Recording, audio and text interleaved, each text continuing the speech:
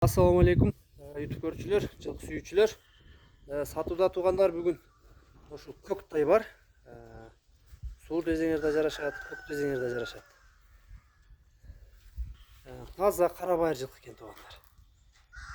Тайдын эти жогоруак экен, ичине арык экен.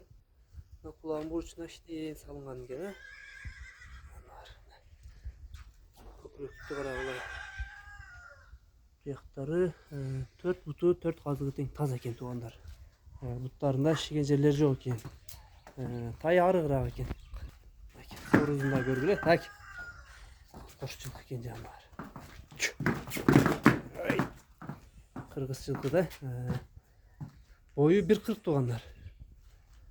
Бекке көк тайыңызды канча дейсиз баазын?